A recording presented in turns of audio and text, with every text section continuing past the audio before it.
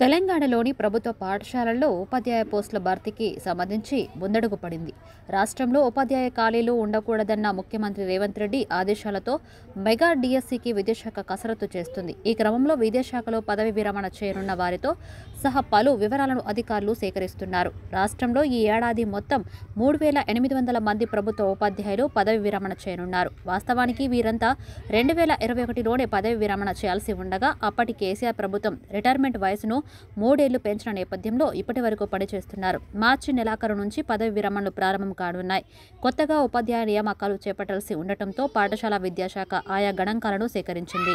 లోక్సభ ఎన్నికల షెడ్యూల్ వచ్చేలోపు డిఎస్సి అనుబంధ నోటిఫికేషన్ జారీకి కసరత్తు జరుగుతుంది. ఈ క్రమంలో విద్యాశాఖలో పదవి విరమణ చేయనున్న వారితో సహా పలు వివరాలను అధికారులు సేకరిస్తున్నారు. రాష్ట్రంలో ఈ ఏడాది మొత్తం 3,800 మంది ప్రభుత్వ ఉపాధ్యాయులు పదవి విరమణ చేయనున్నారు. గత ఏడాది ఆగస్టులో 5,089 ఉపాధ్యాయ ఖాళీల భర్తీకి విద్యాశాఖ నోటిఫికేషన్ జారీ చేసింది. ఖాళీల సంఖ్యను పెంచి మెగా డిఎస్సి చేపట్టాలని ప్రస్తుత ప్రభుత్వం నిర్ణయించింది. పాత నోటిఫికేషన్ కు మరో 5,000 ఖాళీలను కలిపి అనుబంధ నోటిఫికేషన్ ఇవ్వనుంది.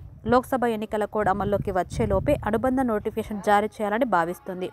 ప్రత్యేక అవసరాల పిల్లల CWSNకు బోధించేందుకు దాదాపు 1,500 స్పెషల్ ఎడ్యుకేటర్ పోస్టులను కూడా భర్తీ చేయాలని అనుకుంటుంది కాంగ్రెస్ ప్రభుత్వం. ఇప్పటికే పనిచేస్తున్న వారికి పదోన్నతులు తదితర వాటిపై సర్కారు తుది నిర్ణయం తీసుకోవాల్సి ఉంది. సీఎం రేవంత్ రెడ్డి వద్ద మరోసారి చర్చించి తుది ఆమోదం పొందాల్సి ఉందని తాము అంతా సిద్ధం చేసి ఉంచామని విద్యాశాఖ వర్గాలు చెబుతున్నాయి. ఈ సంవత్సరం అత్యధికంగా హైదరాబాద్లో 370 మంది టీచర్లు పదవి విరమణ చేరున్నారు. మేడ్చల్లో 260, ఖమ్మం 240, రంగారెడ్డి 210, సంగారెడ్డి 200, నిజామాబాద్లో 190 మంది చేరున్నారు. అతి తక్కువ నారాయణపేటలో 40 మంది పదవి విరమణ కానున్నారు. రాష్ట్రంలో మొత్తం మంజూరైన ఉపాధ్యాయ పోస్టులు 1,22,000 కాగా ప్రస్తుతం 1,03,000 మంది ఉపాధ్యాయులు పనిచేస్తున్నారు. అంటే పనిచేస్తున్న వారిలో ఈ సంవత్సరం 3.7% మంది పదవి విరమణ పొందనున్నారు.